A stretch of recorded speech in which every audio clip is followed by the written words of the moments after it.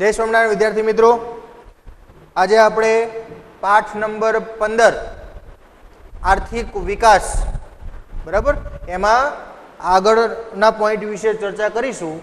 છેલ્લા આપણા લેક્ચરની અંદર આપણે બજાર પદ્ધતિના લક્ષણો, એના લાભ, એના મર્યાદાઓ વિશે આપણે ચર્ચા કરી અને આજે આપણે અહીંયા ચર્ચા કરીશું સમાજવાદી પદ્ધતિ, એના લક્ષણો, એના લાભ અને મર્યાદાઓ.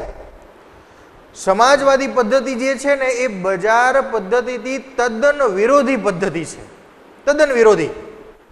કેમ કે બજાર પદ્ધતિમાં આપણે જોયું હતું કે નફો એ મુખ્ય કેન્દ્ર સ્થાનમાં રહેતો. કંઈ પણ નિર્ણયો લઈએ તો નફો ધ્યાનમાં લઈને જ નિર્ણય લેવામાં આવતા. જ્યારે સમાજવાદી પદ્ધતિ જે છે એની અંદર નફો કેન્દ્ર સ્થાને હોતો નથી. તો કોઈને એમ પ્રશ્ન ઊભો થાય કે સાહેબ બજાર પદ્ધતિ હતી તો સમાજવાદી પદ્ધતિ શા માટે અપનાવવી પડી? તો બજાર પદ્ધતિની કેટલીક ખામીઓ હતી, એની નિષ્ફળતા હતી કે ક્યાંક ને ક્યાંક ગ્રાહકોને ક્યાંક શોષણ થતું હતું, મજૂરોનું શોષણ થતું હતું, કુદરતી સંપત્તિનો દુર્વ્યય થતો હતો. તો એની જે નિષ્ફળતાઓના પરિણામે સમાજવાદી પદ્ધતિનો ઉપયોગ એની કરવાની શરૂઆત થઈ. કેટલાક મોટા મોટા રાષ્ટ્રોએ આ બે પદ્ધતિનો ઉપયોગ કરી સારી એવી સિદ્ધિ હાંસલ પણ કરી. જેમ બજાર પદ્ધતિની અંદર અમેરિકા અને જાપાન જેવા રાષ્ટ્રોનું, વિકસિત રાષ્ટ્રોનું ઉદાહરણ હતું, તો અહીંયા બીજા વિકસિત રાષ્ટ્રો પણ છે જેને સમાજવાદી પદ્ધતિથી પોતાનો વિકાસ કર્યો બરાબર. જેમાં રશિયા, ચીન વગેરે જેવા દેશો, ખાસ એના ઉદાહરણ સ્વરૂપે આપણે અહીંયા સાઈડમાં લખીએ છીએ રશિયા અને ચીન, જેણે સમાજવાદી પદ્ધતિથી બરાબર સમાજવાદી પદ્ધતિથી જેણે પોતાના રાષ્ટ્રનો ઝડપી આર્થિક વિકાસ હાંસલ કર્યો. આપણે કીધું એમ આ તદ્દન વિરોધી પદ્ધતિ છે બજાર પદ્ધતિથી. અહીંયા ગ્રાહકોનું શોષણ કરવાનો, મજૂરોનું શોષણ કરવાનો એવો કોઈ જ હેતુ હોતો નથી. નફો મેળવવાનો જરાય હેતુ આ પદ્ધતિમાં હોતો નથી. એટલે જે વસ્તુની ગુણવત્તા છે એ મોટે ભાગે લોકોને ધ્યાનમાં રાખીને નક્કી કરવામાં આવે છે. લોકોને જરૂરી વસ્તુઓનું ઉત્પાદન અહીંયા થાય છે. એટલે મોટે ભાગે બધા જ સાધનો વ્યક્તિગત હોવાના બદલે, પેલામાં વ્યક્તિગત હતું, અહીંયા વ્યક્તિગત હોવાના બદલે બધા જ સાધનોની માલિકી રાજ્ય સરકારની હોય છે. રાજ્ય સરકાર નક્કી કરે કે દેશમાં કેવા પ્રકારના ઉદ્યોગ ધંધાઓને મંજૂરી આપશું, છૂટ આપવી, કેટલા પ્રમાણમાં આપવી, કેટલું ઉત્પાદન લેવું, ઉત્પાદન લીધા પછી એનો ભાવ પણ રાજ્ય સરકાર નક્કી કરશે કે સમાજના લોકોને પોસાય એવા ભાવથી વસ્તુઓ વેચવી બરાબર છે. ટૂંકમાં આ પદ્ધતિમાં સંપૂર્ણપણે સરકારનું નિયંત્રણ હોય છે. મૂડીરોકાણ, ઉત્પાદન, સાધનોની ફાળવણી, કયા કયા ઉત્પાદનોની વહેંચણી કયા કયા માધ્યમથી કરવી, એ તમામે તમામ જરૂરિયાતોને ધ્યાનમાં રાખી અને રાજ્ય સરકાર સંપૂર્ણ નિયંત્રણ હેઠળ આ પદ્ધતિનું સંચાલન કરે છે. અહીંયા નફો મેળવવાનો કોઈ હેતુ નથી હોતો. હેતુ હોય છે સમાજના લોકોનું કલ્યાણ થાય, સારું થાય બરાબર, એમને નુકસાન ન થાય એ રીતે નવા નવા ઉદ્યોગ ધંધાને એની ઉત્પાદિત વસ્તુઓની વહેંચણી કરવી એ અહીંયા કેન્દ્રની અંદર મુખ્ય ધ્યેય એવો હોય છે. સમાજના લોકોનું હિત થાય એ અહીંયા મહત્વનું ધ્યાન હોય છે. અહીંયા જે કંઈ પણ પ્રવૃત્તિઓ ચાલે છે બધામાં માલિકી સરકારની હોય છે. ખેતી જેવી પ્રવૃત્તિમાં પણ સરકારની માલિકી હોય છે. જે પ્રાથમિક ક્ષેત્રની પ્રવૃત્તિ છે એ પણ સરકારના માલિકીની હોય છે. અને એની અંદર કામ કરનારા જે લોકો જે કંઈ છે એમને યોગ્ય પોતાની ક્ષમતા અનુસાર વેતન, એનું પણ શોષણ નથી થતું, એને પણ પોતાની ક્ષમતા અનુસાર વેતન આપવામાં આવે છે.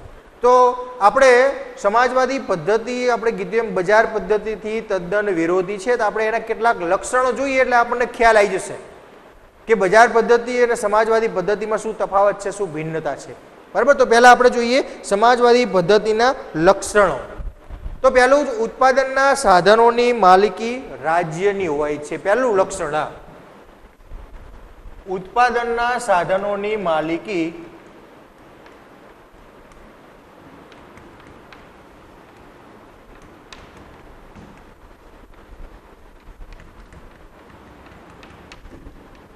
રાજ્યની હોય છે. સૌથી મહત્વનો મુદ્દો આ. પેલામાં માહિતી શું વ્યક્તિગત હતી માલિકી બધી, અહીંયા માલિકી જે છે એ રાજ્યની હોય છે, રાજ્ય સરકારની હોય છે. સૌથી મોટો એકમ એટલે કે સંપૂર્ણ રાજ્ય સરકારના નિયંત્રણ હેઠળ આ પદ્ધતિ ચાલે છે. બીજું છે અર્થતંત્રના બધા જ નિર્ણયો, કોઈ પણ નિર્ણય લેવાનો હોય તો એ નિર્ણય રાજ્ય દ્વારા લેવામાં આવે છે. અર્થતંત્રના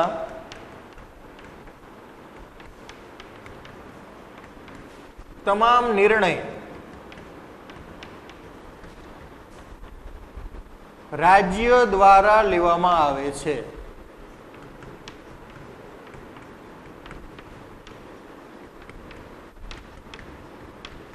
એટલે આપણે અગાઉ કીધું એમ કે કેટલું ઉત્પાદન લેવું, કઈ કઈ વસ્તુનું ઉત્પાદન કરવું, કેટલી કિંમતમાં એને વેચવું, બરાબર છે. તમામ નિર્ણયો, કયા કયા સાધનોની ફાળવણી કેટલા પ્રમાણમાં કયા એકમોને કરવી, એ તમામ નિર્ણયો, અર્થતંત્રના બધા જ નિર્ણયો જે છે ને એ રાજ્ય સરકાર દ્વારા લેવામાં આવે છે. એમાં વ્યક્તિગત ને કોઈ પણ સ્વાતંત્ર્ય હોતું નથી. આર્થિક પ્રવૃત્તિના કેન્દ્રમાં નફો નહીં પણ સમાજનું હિત હોય છે. બહુ જ અગત્યનું પાસું આ. કોઈ પણ જાતની આર્થિક પ્રવૃત્તિ અહીંયા કરવામાં આવશે તો એના કેન્દ્રમાં આર્થિક પ્રવૃત્તિના કેન્દ્રમાં નફો નહીં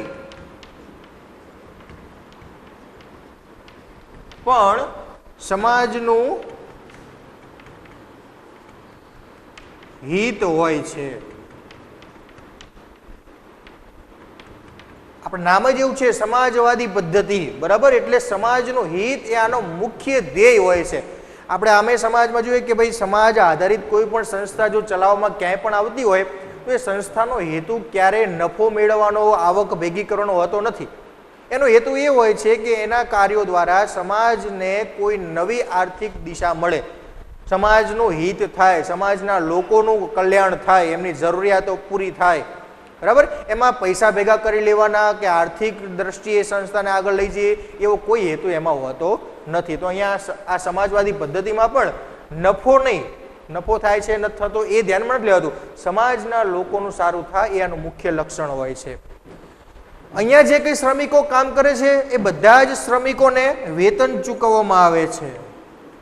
કામ કરનારા જે કંઈ શ્રમિકો છે, શ્રમિકોને કામ મુજબ, જેવું કામ હોય એ મુજબનું યોગ્ય વેતન ચૂકવાય છે.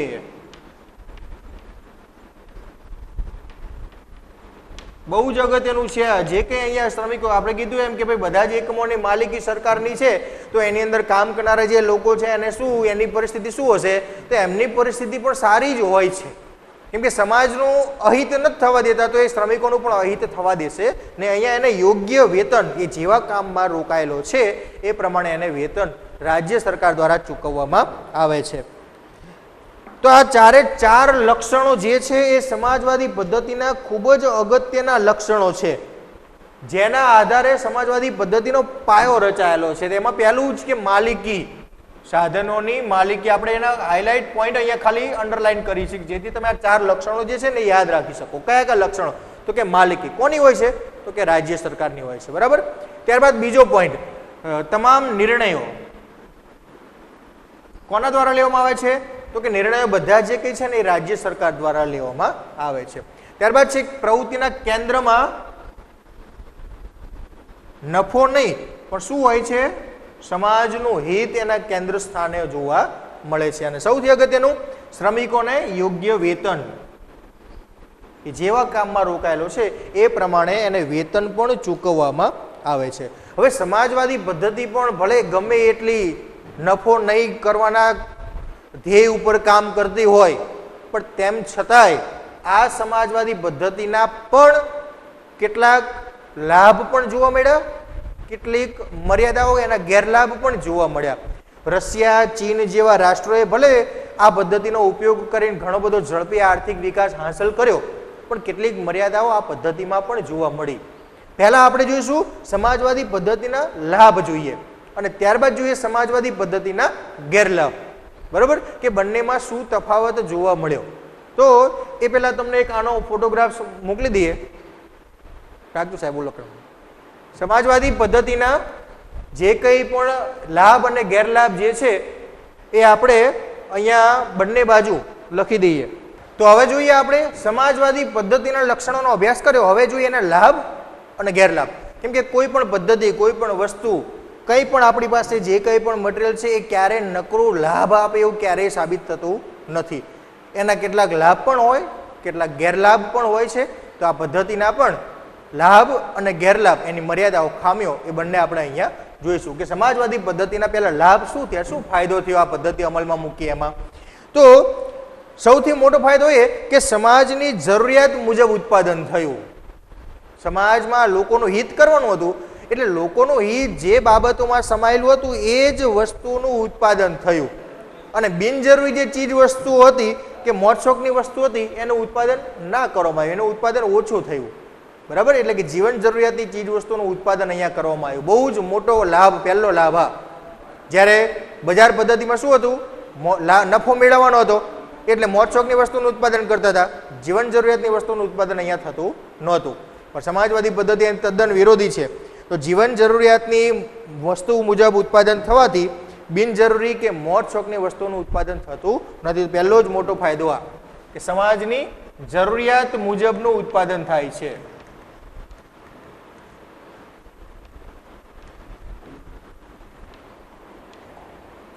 જરૂર મુજબનું ઉત્પાદન થતું હોવાથી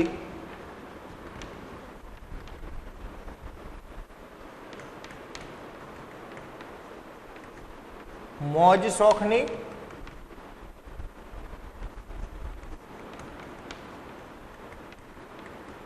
જે વસ્તુઓ હતી કે જેના પર વધુ નફો લઈ શકાય એવું હતું એ મોજ શોખની કે બિનજરૂરી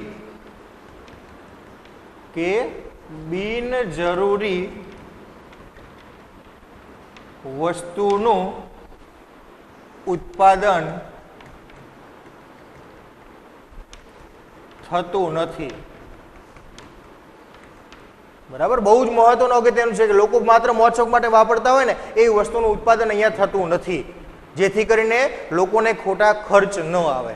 તો સૌથી અગત્યનું આ જરૂરિયાતની વસ્તુનું જ ઉત્પાદન થાય છે, મોજશોખની કે બિનજરૂરી વસ્તુનું ઉત્પાદન અહીંયા થતું નથી. આ સૌથી મોટો લાભ. આ ત્યારબાદ આ પદ્ધતિમાં સંપૂર્ણપણે કુદરતની જે કંઈ પણ વસ્તુનું ઉત્પાદન લેવાનું છે, ઉપયોગ કરવાનો છે, બધા પર નિયંત્રણ સરકારનું હોય છે. એટલે ઉત્પાદનના નિર્ણય રાજ્ય સરકાર દ્વારા લેવામાં આવે છે, એટલે કુદરતી સંપત્તિનો દુર્વ્યય થતો નથી. પેલામાં વ્યક્તિ જાતે વાપરતા હતા, આડેધડ જેમ ફાવે એમ વસ્તુઓનો ઉપયોગ કરતા હતા, પણ અહીંયા સરકાર દ્વારા એ પદ્ધતિનું નિયંત્રણ છે, એટલે કુદરતી સંપત્તિનો દુર્વ્યય થતો નથી. બહુ જ મોટો પોઈન્ટ આ. બરાબર, જે કંઈ પણ કુદરતી સંપત્તિ છે, સરકાર સમગ્ર દેશની કુદરતી સંપત્તિના આંકડાકીય બાબતોને ધ્યાનમાં રાખી અને એનું વિભાજન કરે છે. એટલે કુદરતી સંપત્તિનો દુર્વ્યય એટલે કે એનો ખોટો ઉપયોગ અહીંયા થતો નથી. તો આ પદ્ધતિમાં ઉત્પાદનના નિર્ણય રાજ્ય દ્વારા લેવાતા હોવાથી ઉત્પાદનના નિર્ણય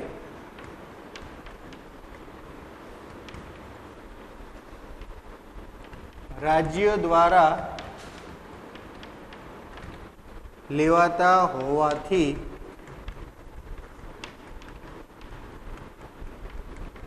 કુદરતી સંપત્તિનો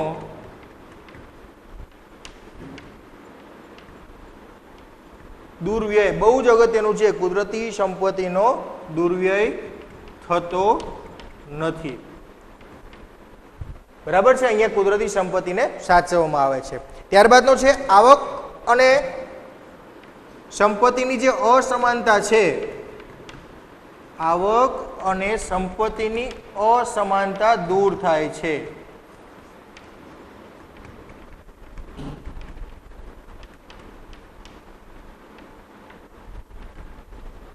એટલે ઘણીવાર એવું બને બજાર પદ્ધતિમાં કે દેશની કુલ આવક કોઈ અમુક વર્ગના લોકોના હાથમાં જ હોય, આવક કેટલાક લોકોના હાથમાં જ હોય, અમીર અને ગરીબ વચ્ચે બહુ જ મોટો તફાવત હોય. એવું અહીંયા બહુ ઓછું જોવા મળે છે. એટલે એ જે અસમાનતા છે અહીંયા દૂર થાય છે. અને ગ્રાહકોનું શોષણ થતું નથી. બહુ અગત્યનું આ, ગ્રાહકોનું શોષણ થતું નથી.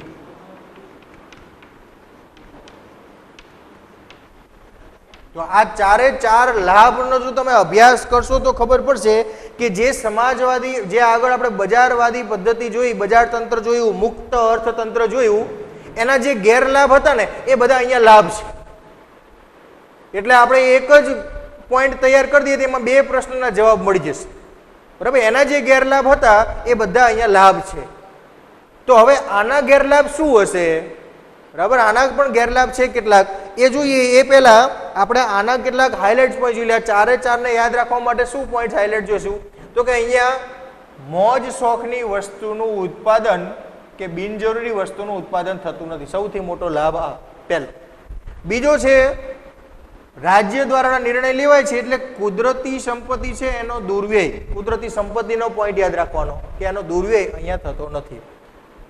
અસમાનતા, સંપત્તિની અસમાનતા એ અહીંયા જોવા મળતી નથી. અને ગ્રાહકોનું શોષણ એ અહીંયા થતું નથી. પેલામાં વધુ નફો મેળવવા માટે ગ્રાહકોને પણ છેતરપિંડી કરી અને એને ગમે એ વસ્તુ આપી અને વધુ પૈસા મેળવવાનો આગ્રહ બજાર પદ્ધતિમાં ક્યારેક જોવા મળતો, પણ અહીંયા એવો કોઈ આગ્રહ હોતો નથી. કેમ કે મુખ્ય કેન્દ્રની અંદર જ સમાજનું હિત છે, તો ગ્રાહકને ક્યારેય છેતરવાનો પ્રયાસ આ પદ્ધતિમાં થતો નથી. હવે આટલી સારી પદ્ધતિ હોવા છતાં પણ આ પદ્ધતિની પણ કેટલીક મર્યાદાઓ, ખામીઓ છે.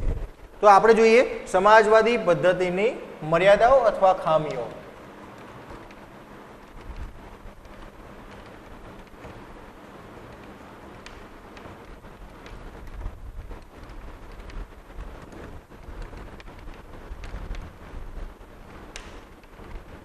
કેમ કે આપણે આગળ ચર્ચા કરી એ પ્રમાણે, કેમ કે દરેકે દરેક પદ્ધતિ ગમે એટલી સારી હોય તેના કેટલાક નેગેટિવ પોઈન્ટ્સ, નકારાત્મક પાસાઓ તો ચોક્કસ આપણને જોવા મળે છે.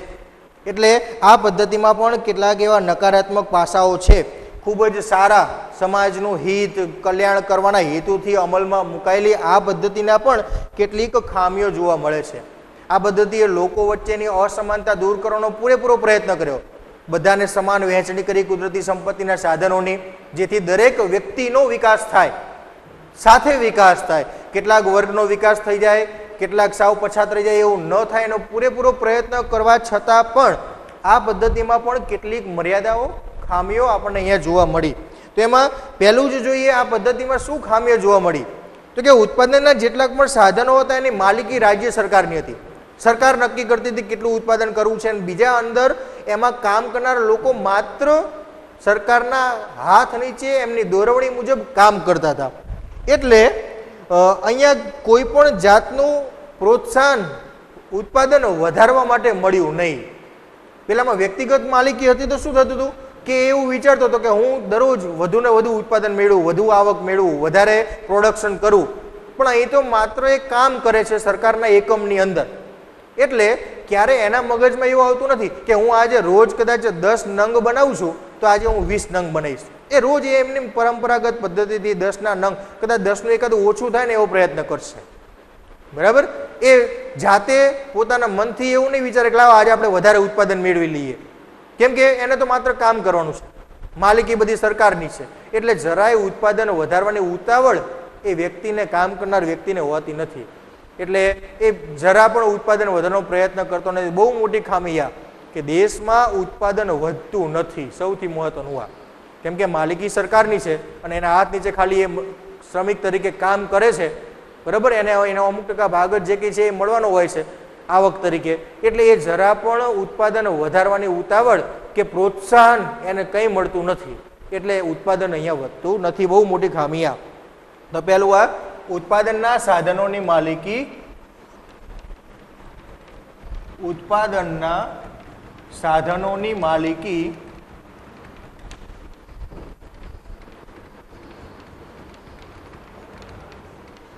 રાજ્યની હોવાથી, રાજ્ય સરકારની હોય છે હોવાથી ઉત્પાદન વધારવા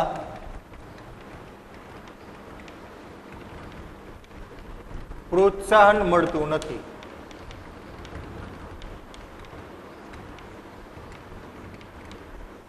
સૌથી મોટો ગેરલાભ.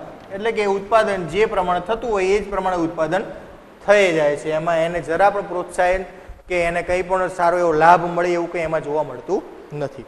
બીજું છે સ્પર્ધા કે હરીફાઈ હોતી જ નથી, કેમ કે બધા જ એકમોની માલિકી સરકારની હોય છે, બરાબર. બધા જ એકમોની માલિકી સરકારની હોય છે, આમાં કોઈની સાથે હરીફાઈ હોતી જ નથી, કેમ કે બધાની આવક કે નિયંત્રણ કે જે કંઈ છે એ સરકાર કરે છે.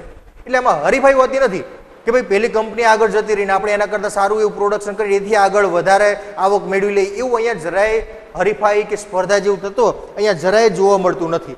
એટલે હવે જો સ્પર્ધા કે હરીફાઈ નથી તો સ્વાભાવિક છે જે જૂની પદ્ધતિથી એમને એમ કામકાજ ચાલે છે એ જ પદ્ધતિથી કામકાજ ચાલી જશે. કોઈ નવું સંશોધન, કોઈ નવું ઉપયોગ અથવા કોઈ નવી એની આવડત કે પોતાનું સારું પ્રોડક્શન કરવાનો પ્રયત્ન કંઈ જ એવું અહીંયા જોવા મળશે નહીં. એટલે કોઈ જ નવા સંશોધનો અહીંયા થતા નથી. જે પદ્ધતિથી ચાલે છે એ જ પદ્ધતિથી કામકાજ દરેક કંપનીમાં ચાલી જાય છે. કોઈ નવા સંશોધનોને અહીંયા વેગ મળતો નથી. તો સ્પર્ધા કે હરીફાઈના અભાવે, સ્પર્ધા કે હરીફાઈના અભાવે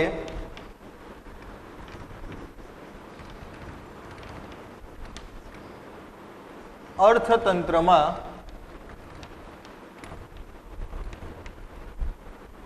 નવા કોઈ પણ સંશોધનો કે આપણે કંઈક નવું કરીને સારી એવી આવક કે સારું માધ્યમ ઊભું કરી અને ગ્રાહકોને ખેંચવાનો પ્રયત્ન કરી એવું કંઈ પણ અહીંયા જોવા મળતું નથી.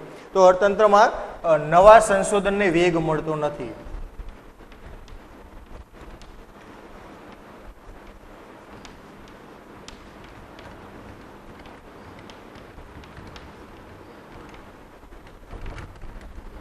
ત્યારબાદ ત્રીજો એનો ગેરલાભ છે, કોઈ નવા સંશોધનો આપણે જોઈએ એમ નવા સંશોધનને વેગ મળતો નથી. ત્રીજું, વ્યક્તિગત સ્વાતંત્ર્ય જરાય હોતું નથી કે વ્યક્તિ પોતાની ઈચ્છા પ્રમાણે, બરાબર, એને એમ થાય કે જો પહેલામાં બજાર પદ્ધતિમાં તો વ્યક્તિને એમ થાય કે આજ મારે દુકાન 10 વાગે ખોલવી છે, મિલે આજે નથી જવું, કંપનીમાં નથી જવું, આજે રજા રાખવી, એ કરી શકતો હતો.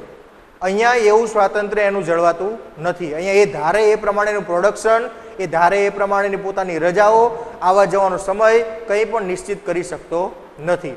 અથવા વસ્તુનું ઉત્પાદન કેટલું રાખવું, વસ્તુની કિંમત કેટલી રાખવી એ પણ એના હાથમાં હોતું નથી, કેમ કે બધી જ માલિકી સરકારની હોય છે. એટલે અહીંયા વ્યક્તિગત સ્વાતંત્ર્ય જરા પણ જળવાતું નથી. બહુ જ મોટો ગેરફાયદો આ પદ્ધતિમાં વ્યક્તિગત સ્વાતંત્ર્ય જળવાતું નથી.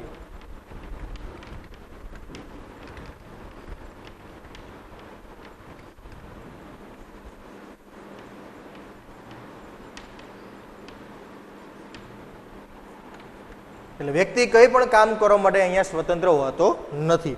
અને રાજ્યના સંપૂર્ણ હસ્તક્ષેપના કારણે ઘણીવાર અમલદારશાહીનો ભય ઊભો થાય છે. આપણે પોઈન્ટ લખી લઈએ પછી સમજીએ. રાજ્યની સંપૂર્ણ માલિકી હોય છે,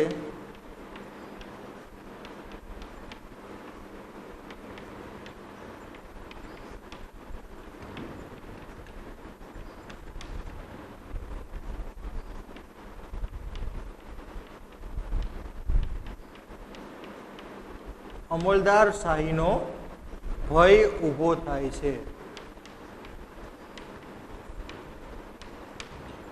ચાલો, એક મહત્વનો શબ્દ છે અમલદારશાહી. કોને કહેવાય? તો આપણે સમજીએ કે આપણે જ્યારે દેશની અંદર આઝાદી નહોતી મળી ત્યારે રાજાશાહી જ્યારે ચાલતી હતી ત્યારે દિલ્હીનો જે રાજા હોય એ સમગ્ર ભારતનો રાજા કહેવાતો, સુલતાન કહેવાતો, બરાબર.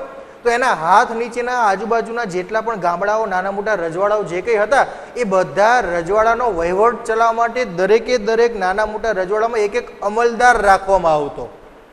એ રાજાનો અધિકારી કહેવાતો, બરાબર. એક એક અમલદાર દરેકે દરેક નાના મોટા રજવાડામાં મૂકેલા. એનું કામ શું હતું? તો કે એ નાના રજવાડાનો એક નાનો એકમ જેને આપવામાં આવ્યો છે એ એકમનું ધ્યાન રાખે, એમાં જેટલી કંઈ આવક આવે છે આવક એકઠી કરે, એનો અમુક ભાગ રાજ્ય સરકાર રાજાને પહોંચાડે, બાકીનું એ અમલદારોની અંદર જે કંઈ પણ એ એકમ આપવામાં આવે છે એની તમામ જવાબદારી ટૂંકમાં એ એકમનો રાજા કહેવાતો. એક નાનકડા ભાગનો એ રાજા તરીકે કામગીરી બધી સંભાળતો, બરાબર. તો અહીંયા પણ સરકારે શું કર્યું કે એને એકમો બધા સ્થાપી દીધા છે. તો બધા એકમો ઉપર દેખરેખ રાખવા માટે, નજર રાખવા માટે, એનું કામકાજ બરાબર ચાલે છે કે નહીં એની દેખરેખ રાખવા માટે દરેક એકમની અંદર એક એક વ્યક્તિઓની નિમણૂક કરી, એક એક અધિકારીઓ રાખવામાં આવ્યા અને એ અધિકારીને સંપૂર્ણ સત્તા આપવામાં આવી.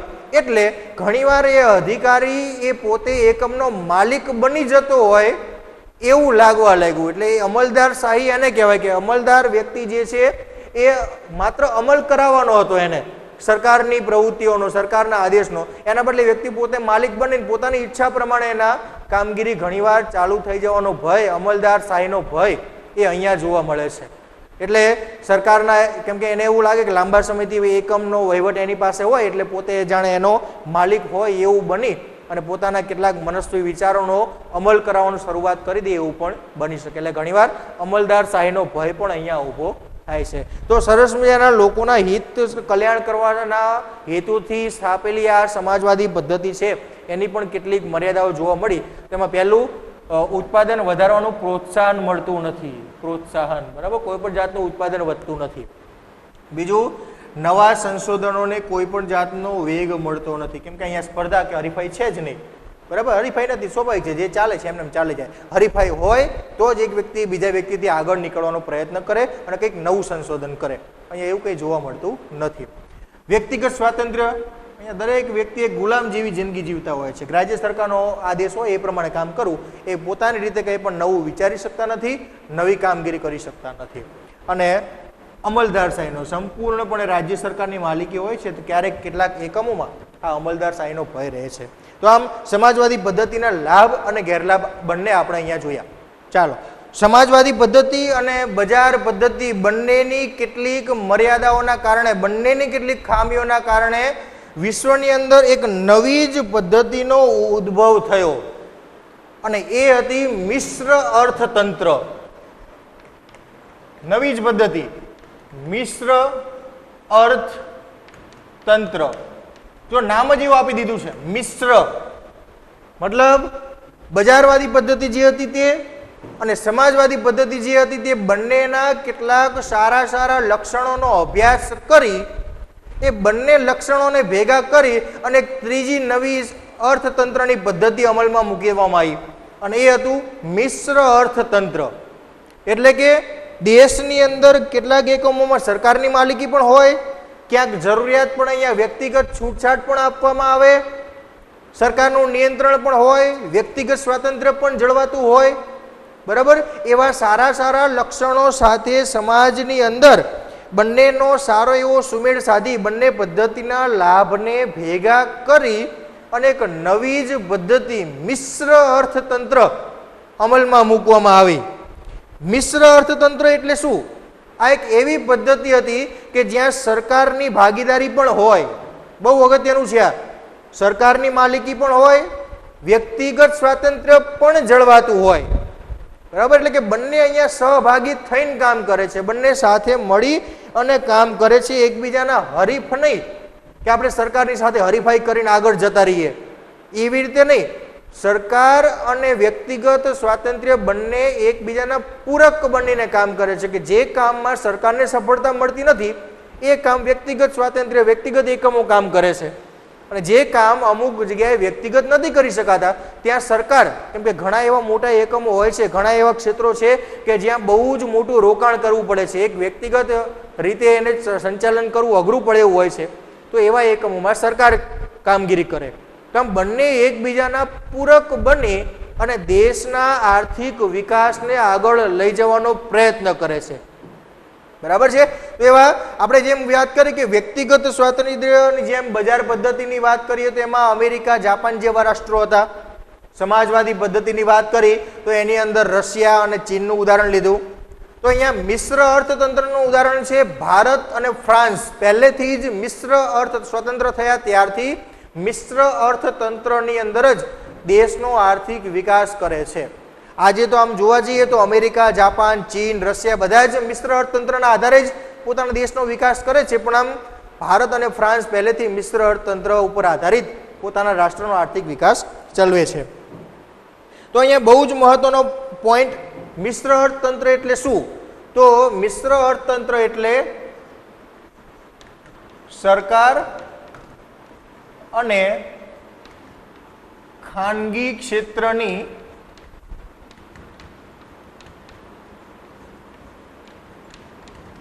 સહભાગીદારી. બહુ જ મોટું, આ બંને સાથે મળી અને કામ કરે છે. બરાબર, સરકાર પણ અને ખાનગી ક્ષેત્ર પણ બંને એકબીજાના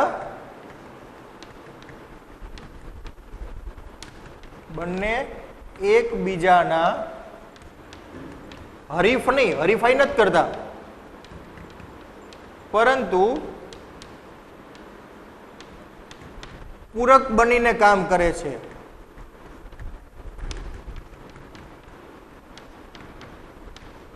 એટલે કે જે ક્ષેત્રની અંદર ખાનગી વિભાગના લોકો કામ નથી કરી શકતા, સંચાલન નથી કરી શકતા, એ ક્ષેત્રનું સંચાલન સરકાર કરે છે.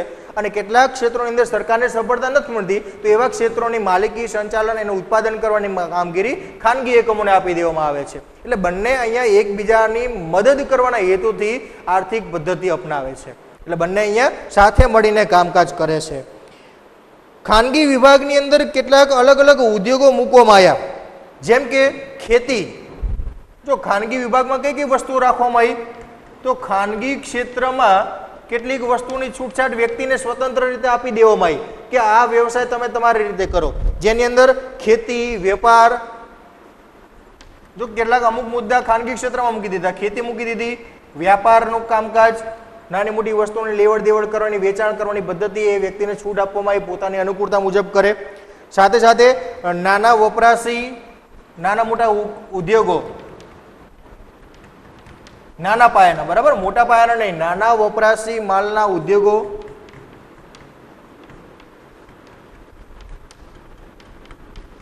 જેની સ્વતંત્રતા ખાનગી વિભાગને આપી દીધી, વગેરે ખાનગી ક્ષેત્રને આપી દીધું કે આમાં કોઈ પણ વ્યક્તિ પોતાની અનુકૂળતા મુજબ એને યોગ્ય લાગે એ રીતે ઉત્પાદન, એના ભાવ નિશ્ચિત કરી અને પોતાનો આર્થિક વિકાસ કરી શકે. જ્યારે સરકારી ક્ષેત્રમાં કયા રાખ્યા, જેનું સરકાર સંચાલન કરતું હતું એની અંદર તો રાજ્યની માલિકીમાં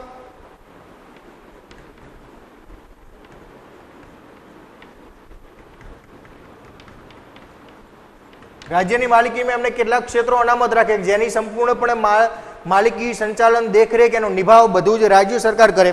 જેની અંદર મોટા પાયાના ઉદ્યોગો, ભારે ઉદ્યોગો જેને કહેવાય,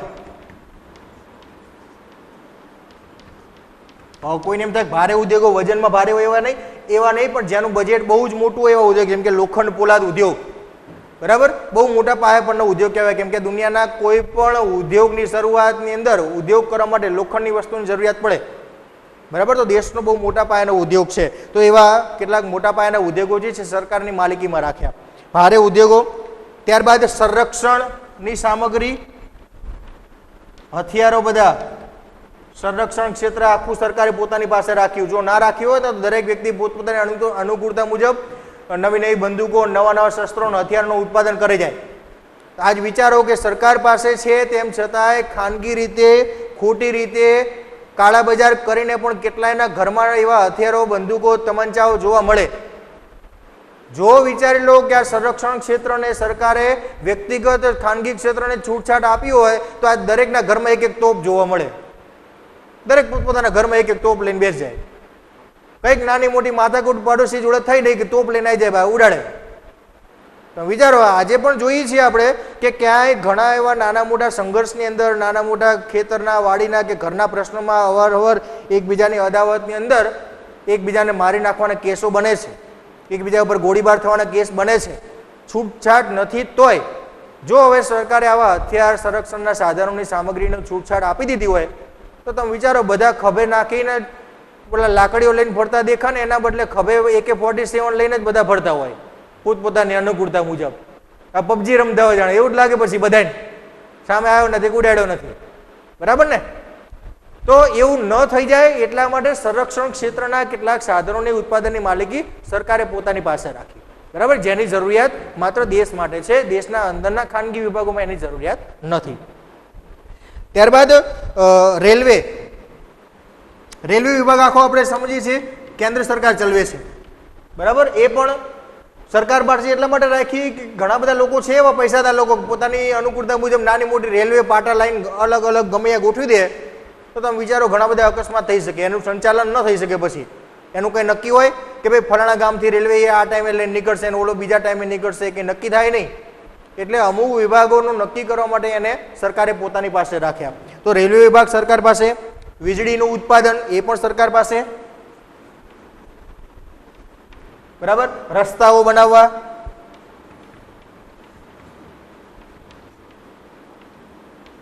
તો આ બધા કેટલાક મહત્વના જે એકમો છે એની માલિકી રાજ્ય સરકારે પોતાની પાસે રાખી. એ સિવાય સિંચાઈ યોજનાઓ, વગેરે. એટલે કે કેનાલો બનાવવાનું કે જે કંઈ કામકાજ છે, જે ખૂબ મોટા પાયાનું કામકાજ છે અને ખૂબ જ મૂડી રોકાણવાળું કામકાજ છે આ, તો એવા જે એકમો છે એ બધાનું એનું એકમો બનાવવા, એને નિભાવવા, એનું સમારકામ કરવું, એનું સંચાલન કરવું, એ બધી જવાબદારી રાજ્યની માલિકીમાં રાખવામાં આવી. તો આમ ખાનગી ક્ષેત્રમાં અને રાજ્યની માલિકીમાં કેટલાક કામમાં વિભાજિત કરી દેવામાં આવ્યા અને દરેક ક્ષેત્રને પોતપોતાની રીતે કામકાજ કરવાની છૂટ આપવામાં આવી. ત્યારબાદ આ પદ્ધતિમાં બજારો સંપૂર્ણ સ્વતંત્ર હોતા નથી. ઘણીવાર એમ થાય કે આ પદ્ધતિમાં સંપૂર્ણ સ્વતંત્રતા મળી જાય બજારોની અંદર, વ્યક્તિને ભાવ એવો ભાવ નક્કી કરી શકે, તો ના. ઉત્પાદન કરી શકે ભાવ પોતાના અનુકૂળતા મુજબ, એને કોઈ પણ એક ઉદ્યોગ સ્થાપ્યો, બરાબર, સમજી લઈએ કે કોઈ પણ એક સાબુ બનાવવાની કંપની એને પોતાની રીતે બનાવી, તો અમુક ધારા ધોરણ સરકાર દ્વારા નક્કી કરવામાં આવે છે કે આટલાથી વધારે નિશ્ચિત કરેલા સપાટીથી વધારે ઊંચા ભાવ લઈ શકે નહીં. જે અહીંયા હિત પણ જોવાનું હોય છે સમાજનું અને વ્યક્તિગત સ્વાતંત્ર્ય પણ જાળવવાનું હોય છે ઉદ્યોગોનું. એટલે બંનેને સાથે રાખી અને સરકારે નક્કી કરેલા ધારાધોરણ નીતિ નિયમો મુજબ વેચાણ કરવાની પદ્ધતિ અહીંયા અપનાવવામાં આવે છે. તો અહીંયા બજારો સંપૂર્ણ સ્વતંત્ર નથી હોતા. ખાસ મહત્વનો પોઈન્ટ, બજારો સંપૂર્ણ સ્વતંત્ર હોતા નથી, ફાવે એટલા ભાવ લઈ શકાતા નથી.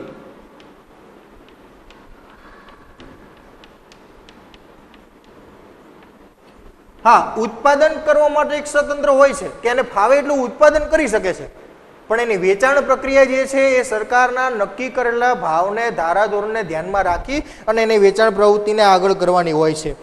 બીજું, શા માટે સ્વતંત્ર રાખવામાં નથી આવ્યું? કેમ કે જો સ્વતંત્ર રાખવામાં ન આવે તો સમાજમાં એવી કેટલીય અનિચ્છનીય વસ્તુઓ છે એનું ઉત્પાદન વધી જાય.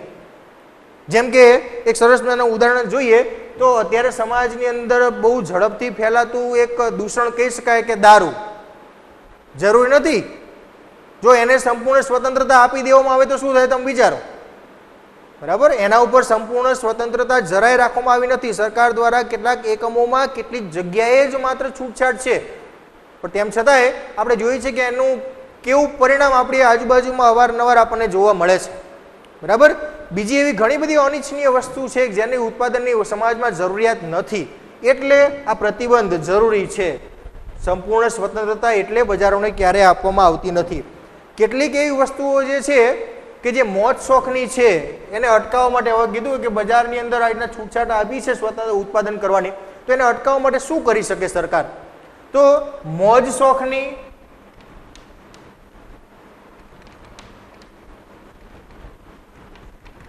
કે અનિચ્છનીય વસ્તુઓ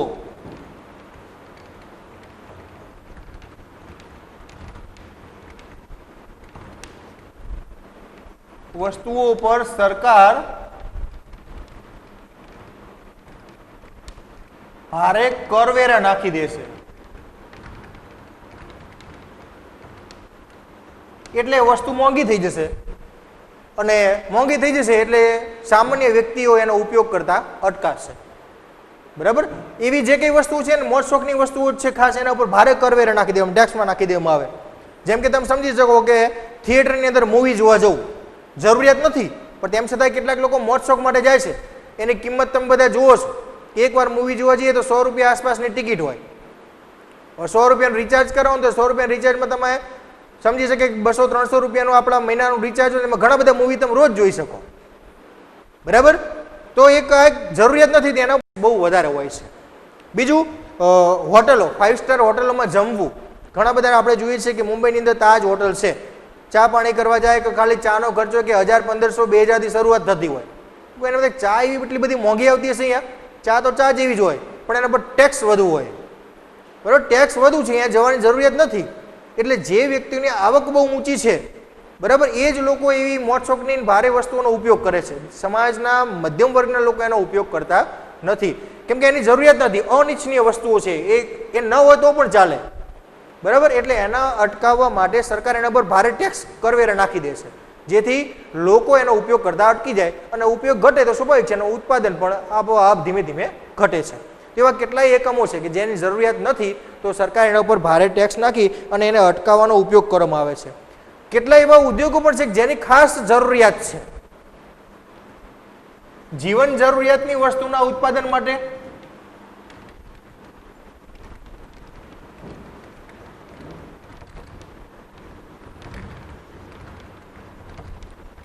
એના ઉત્પાદનને પ્રોત્સાહન આપવા માટે સરકાર શું કરે છે?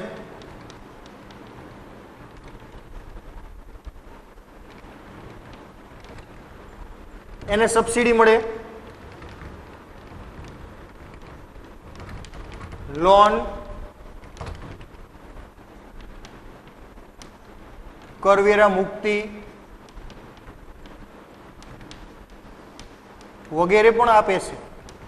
જો જીવન જરૂરિયાતની વસ્તુઓ છે, ઉપર પેલું કીધું એ મોટરસાઇકલની વસ્તુની જરૂરિયાત હતી એના પર ભારે ટેક્સ નાખીને એને બંધ કરવાનો પ્રયત્ન કરે, બરાબર છે. જીવન જરૂરિયાતની વસ્તુઓ છે તેનું ઉત્પાદન વધારવા માટે એને પ્રોત્સાહન આપવામાં આવે છે. જેમ કે ખેતીને પ્રોત્સાહન આપવા માટે તમે જોઈએ છે કે સબસિડી મળે છે, લોન મળે છે. બે વસ્તુ બહુ મહત્વની સમજવાનું શબ્દ, સબસિડી અને લોન. સબસિડી એક એવી આવક છે કે જે તમને જે તે વસ્તુની કિંમત પર સબસિડી મળે છે. કે સમજો લો કે તમે કે ₹1,00,000 કોઈ પણ વસ્તુ લાયા અને ખેતીના સાધનો ઓજાર તરીકે ઉદાહરણ લઈએ કે ₹1,00,000 આપણે ટ્રેક્ટર લીધું અને એમાં તમને એવું કીધું કે સરકારે તમને 10% સબસિડી આપવાની છે, ₹10,000 સબસિડી મળે છે. તો એ સબસિડી એ તમારે ભરવા પાત્ર રકમ નથી, એ તમારી ₹1,00,000 રકમમાંથી બાદ થાય છે. મતલબ ટ્રેક્ટર તમને 90,000માં મળે છે. તમારી પાસે ₹90,000ની સગવડ થાય એવું નહોતું, ₹40,000 હતા, તો ₹50,000 તમે બેંકમાંથી લોન સ્વરૂપે લાવો છો, જે તમારે નિયત કરેલા વ્યાજ સાથે નિયત કરેલા સમયની અંદર બેંકને પરત કરવાના હોય છે. એટલે કે સબસિડી અને લોનમાં તફાવત શું છે? સબસિડી એ પરત કરવાની રકમ નથી, એ ડિસ્કાઉન્ટ છે, આપણને બાદ મળે છે.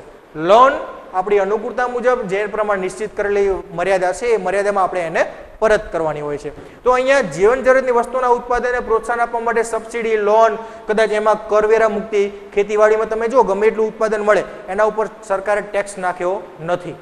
તો આવી રીતે એને પ્રોત્સાહન આપવામાં આવે જેથી મોટાભાગના લોકો આ વ્યવસાયની અંદર જોડાય. મિશ્ર અર્થતંત્ર એક એવી પદ્ધતિ છે કે જ્યાં સરકારના આર્થિક નિર્ણયો પણ હોય છે, વ્યક્તિગત સ્વાતંત્ર્ય પણ હોય છે અને બંનેનું સહ અસ્તિત્વ, બંને સાથે મળી અને વિકાસ કરે છે, બંનેનું અસ્તિત્વ સાથે ચાલે છે. અહીંયા એકબીજાની સાથે હરીફાઈ હોતી નથી, આપણે કીધું એમ એકબીજાના પૂરક હોય છે. એટલે બંને પદ્ધતિઓના સારા સારા લક્ષણો ભેગા કરી અને મિશ્ર પદ્ધતિએ દેશના વિશ્વના દેશોની અંદર એટલો બધો ફેલાવો કર્યો કે આજે દુનિયાનો દરેક રાષ્ટ્ર જે છે, દરેક રાષ્ટ્ર એ સંપૂર્ણપણે કોઈ પણ રાષ્ટ્ર, અમેરિકા જેવું રાષ્ટ્ર આજે સંપૂર્ણપણે બજાર પદ્ધતિ ઉપર નિર્ભર નથી, રશિયા જેવું રાષ્ટ્ર સંપૂર્ણપણે સમાજવાદી પદ્ધતિ ઉપર નિષ્ફળ નથી, બરાબર. આજે બંને પદ્ધતિઓ પોતપોતાના એકબીજાના સ્વતંત્ર ગુણધર્મો જે હતા, લક્ષણો હતા, એ ભૂલી અને મિશ્ર અર્થતંત્રના આધારે જ દુનિયાનો દરેક રાષ્ટ્ર આજે આ પદ્ધતિનો ઉપયોગ કરી અને પોતાનો આર્થિક વિકાસ કરે છે. અહીંયા સંપૂર્ણ નિયંત્રણ પણ હોય છે, સરકારનું નિયંત્રણ પણ હોય છે, વ્યક્તિગત સ્વાતંત્ર્ય પણ હોય છે. એટલે આ પદ્ધતિમાં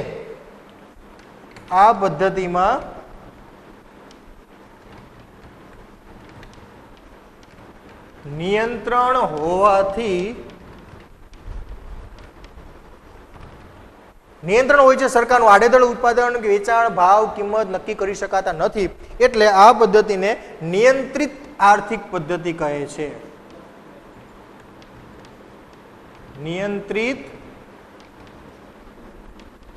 આર્થિક પદ્ધતિ કહે છે. આ એનું બીજું નામ છે, નિયંત્રિત આર્થિક પદ્ધતિ. અને ભારત, ફ્રાન્સ જેવા રાષ્ટ્રો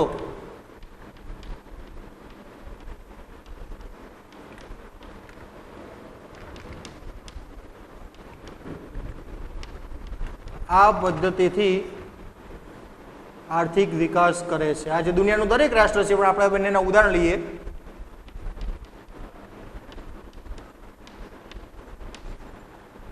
બરાબર છે.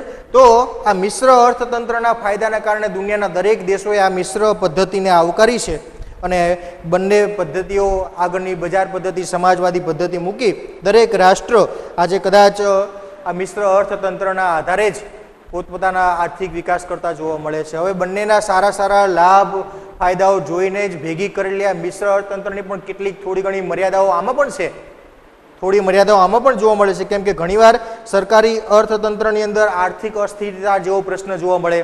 ઘણીવાર દેશની અંદર મંદીનો માહોલ હોય તો સરકારી એકમો નબળા પડતા હોય એવું પણ જોવા મળી શકે. સંકલનનો અભાવ, ક્યારેક સરકાર અને વ્યક્તિગત સ્વાતંત્ર્ય વચ્ચે મેળ ન આવે તો ઘણીવાર બંને એકબીજાના પૂરક હોવા છતાં ક્યારેક હરીફ બનતા હોય એવું પણ જોવા મળી શકે. એક ઉદાહરણ જોવા જઈએ તો પરિવહન વિભાગ, બરાબર. ઘણીવાર પરિવહન માધ્યમની અંદર સરકારની નિષ્ફળતાઓના કારણે ખાનગી પરિવહનના એકમો બહુ જબરજસ્ત ચાલતા હોય છે એવું જોવા મળે છે, અને સરકારી એકમો ખાલી પડ્યા હોય એવું પણ જોવા મળી શકે. કેમ કે ખાનગીવાળા સારી સુવિધાઓ આપતા હોય. પરિવહનમાં તમે જો સરસ નવી બસો હોય, એસી બસો હોય, અંદર સુવિધા સીટિંગ બીટિંગ સારું હોય. સરકારની બસોમાં ઘણી સરકારની બસો જુઓ તો આપણે ગામના 1 કિલોમીટર દૂરથી બસ આવતી હોય ને ખબર પડી જાય કે બધું ખખડતું હોય, અંદર બારી બારણા બધું ભડાભૂડ થતું હોય, સીટો કદાચ બેસો ને તમારે અંદર પડી જાવ એવું પણ ઘણીવાર જોઈ શકાય. તો ઘણીવાર એવા એકમોની ખામીના કારણે, સરકારના સંકલનની ખામીના કારણે, યોગ્ય વ્યવસ્થિત કામગીરી આયોજનના અભાવે એ એકમો કદાચ ખોટ પણ કરે છે, ઘણીવાર એવું પણ બની શકે. આર્થિક નીતિઓમાં અસાતત્ય અને ઘણીવાર આ બંને સાથે હોવાના કારણે આર્થિક વિકાસનો દર થોડો નીચો રહી શકે. પેલી બંને પદ્ધતિઓ કરતાં આર્થિક વિકાસનો દર આ મિશ્ર પદ્ધતિમાં નીચો જોવા મળે છે. કેમ કે અહીંયા માત્ર આર્થિક વિકાસ આગળ વધારવાનું ધ્યેય નથી હોતું, સાથે સાથે સમાજના લોકોનું હિત પણ જોવાનું હોય છે. એટલે બંને સાથે રાખીને કામ કરવામાં આર્થિક વિકાસનો દર ઘણીવાર નીચો પર રહી શકે. તો આવી સામાન્ય એવી મર્યાદાઓ અહીંયા મિશ્ર અર્થતંત્રમાં પણ જોવા મળે છે. તો આમ આપણે અહીંયા મિશ્ર અર્થતંત્રના ફાયદા ગેરફાયદા બધું જ અહીંયા અલગ અલગ પોઈન્ટ્સ નથી પાડ્યા, પોઈન્ટ છે પણ નહીં, પણ આપણે આ પ્રમાણે મિશ્ર અર્થતંત્રના લક્ષણો અને લાભ ગેરલાભ જણાવો તો આમાં કઈ પદ્ધતિથી કામકાજ કરી શકાય, તો એ આ પ્રશ્ન આ પ્રમાણે એની કામગીરીથી લખી શકાય. તો પહેલા આપણે અહીંયા જોઈએ કે અહીંયા જે કે સરકાર કે જે કંઈ છે અહીંયા ખાનગી ક્ષેત્રમાં શું હોય છે, તો અહીંયા સૌથી મહત્વનો એકમ છે, પોઈન્ટ છે સહભાગીદારી હોય છે. બીજું એકબીજાના હરીફ નહીં પૂરક હોય છે. ત્યારબાદ ખાનગી ક્ષેત્રના એકમો કયા કયા અને રાજ્યની માલિકીના એકમો કયા કયા છે એનું થોડું વિભાજન, બરાબર. બજારો અહીંયા સંપૂર્ણ સ્વતંત્ર હોતા નથી, એના પર થોડો ઘણો અંકુશ પણ રાખવામાં આવે છે.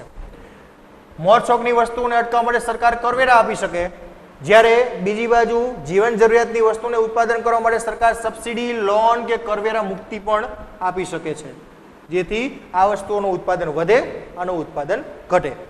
ત્યારબાદ સંપૂર્ણ નિયંત્રણ હેઠળ ચાલતી હોવાથી આ પદ્ધતિને નિયંત્રિત આર્થિક પદ્ધતિ પણ કહેવામાં આવે છે. ભારત, ફ્રાન્સ જેવા રાષ્ટ્રોએ આ પદ્ધતિથી પોતાનો આર્થિક વિકાસ કર્યો છે. થોડી મર્યાદાઓ આની પણ છે, આમાં આર્થિક વિકાસનો દર ઓછો જોવા મળે છે, આર્થિક વિકાસ થોડો ધીમો જોવા મળે છે.